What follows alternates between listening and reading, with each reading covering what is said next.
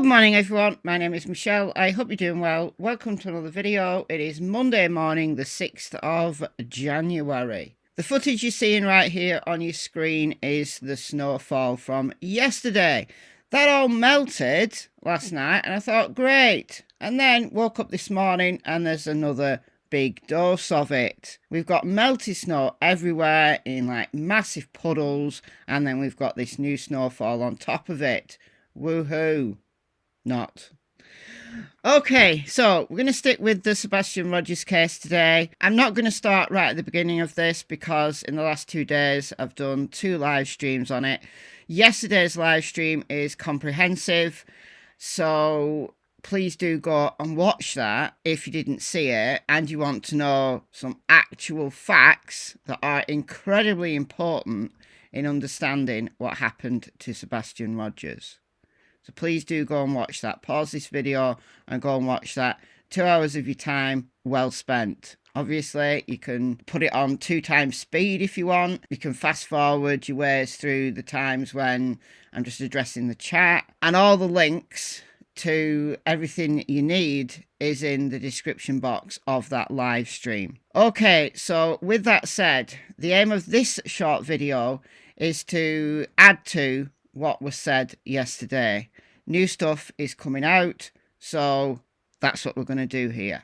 Let's go.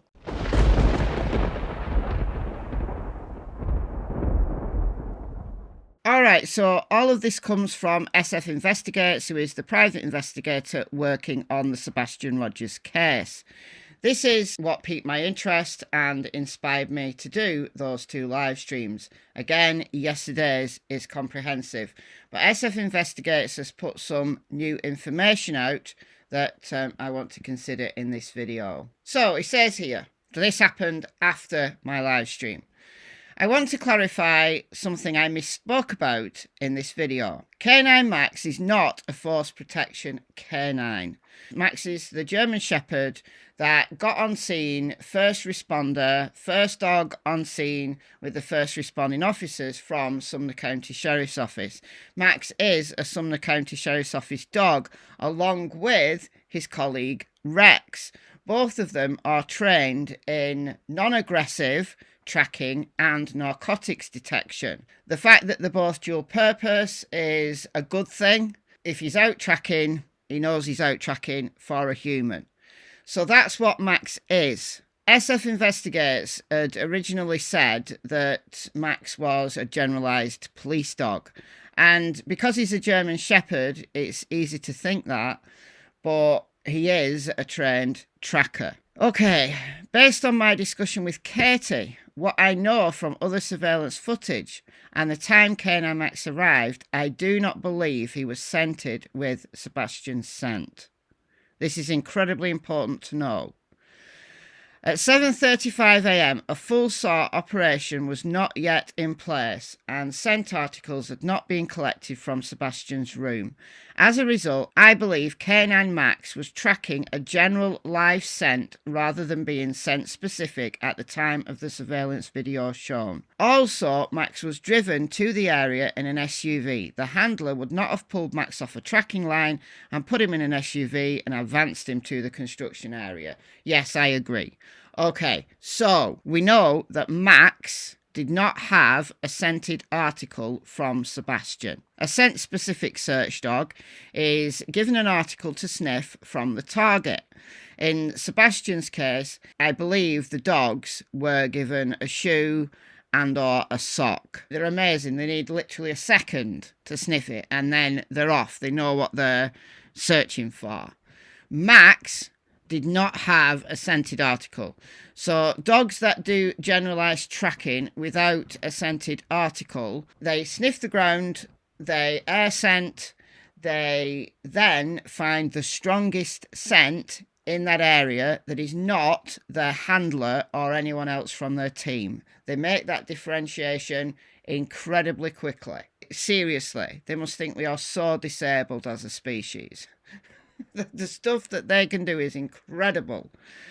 Okay, so Max turned up at the construction site with his handler. On SF's video, you can see Max. This is a zoomed in version. You can see Max coming along. It's from the top of Kelling, which meets the construction area. He comes down and he's generally sniffing about. He's got his head up at one point, so his air scenting. He's looking for a strong scent. He gets one, and then you can see him going through the trees with his handler at a trot. So he's going somewhere. He's on a mission. And we know where he goes because at 7:50 on the dispatch audio, Max's handler is talking in the past tense. So Max has already done this. Max big track back up. Going into the construction site over here back towards the beach. It's awful muddy. Do you see any footprints, anything? Couldn't have any shoes. Doug, is it? I do have some footprints. Right there where you're standing? Yeah. Leading right over here to the retain. No shoes, just footprints. He literally dug into it. Max led me straight to the retain. He just into the water. Got you see any prints around it? There was a few footprints in some of the softer dirt. Headed straight this way on the track that he was running. He's tracked through the construction site towards beach. So we've got Beach High School and the Beach Church, but he doesn't go there. He goes to the retention pond, and Max's handler says he dove right into the water. He's on a scent. It's a strong scent, but it's not scent specific. So was Max tracking Sebastian? I think he was, based on the dogs that came later that day, who were scent specific. Now, some of them followed a track from Sebastian's house, up Kelling Lane, and to the construction area. They were scent specific. There were numerous dogs, many teams that were in the area in the 8 days when that intense acute search was going on. 3 of them followed the same track. Only 3 of them. That in itself is incredibly important for all the reasons I outlined in yesterday's live stream. Please go and watch it. I'm not BSing you here. I'm not saying this just so you'll go and watch my live stream. This is really important stuff if you want to understand the specifics of the search for Sebastian Rogers, what was done at that time. Okay, these are facts. These are absolute facts. SF Investigates said something else that's also very, very important and potentially devastating. So he says here, the first SAR canine, a bloodhound, appears on camera in the new subdivision's construction area at 2:19 p.m. on February 26. At that time, large construction equipment was still working on the opposite side. That is devastating. I was under the impression, I just assumed, that they shut the construction site down while that search was going on. Not necessarily for the full 8 days that the cops and everyone was out there, but at least for the 26th. I just assumed that they would have shut that construction site down so that they could do a comprehensive search of it. But no, we see on SF's footage a house on the back of Kelling. He looks onto the construction site, and from 6 a.m. you see vehicles starting to arrive, to just do their normal day of work. And by the time Max appears, we've got a dump truck dumping stuff, and they didn't shut the site down. How much information, how much evidence was potentially lost in that time? Look, I can't stress how bad this is. Vital evidence could have been lost in that very first day. And one of SF's theories is that maybe Sebastian was hiding on the construction site and he got a dump of rubble or debris thrown on him and he died. It's a very valid point. Why on earth were those construction workers allowed to continue?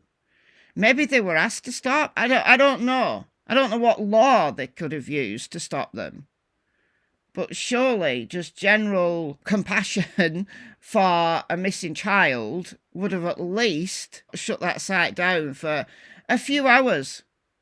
Anyhow, that's devastating. But the first saw canine, this is a scent-specific dog, so a bloodhound, and we know there was a bloodhound that did that track from Sebastian's front porch, across the neighbour's backyard, up Kellen, onto the construction site. We know one of the dogs that did that, one of the three that did that, was a bloodhound. So I don't know if it was this bloodhound, because I'm sure that there was numerous bloodhounds out there in the days following. But 2:19 p.m. Look, if Sebastian left his house after Katie went to bed at like 12:30, maybe he waited till 1, I don't know. So let's say he went out at 1 a.m. You're looking at a scent trail that's 13 and some hours old. The scent that would have been laid down by Sebastian walking on a road, given the intensity of, the number of vehicles, the number of people out there that morning,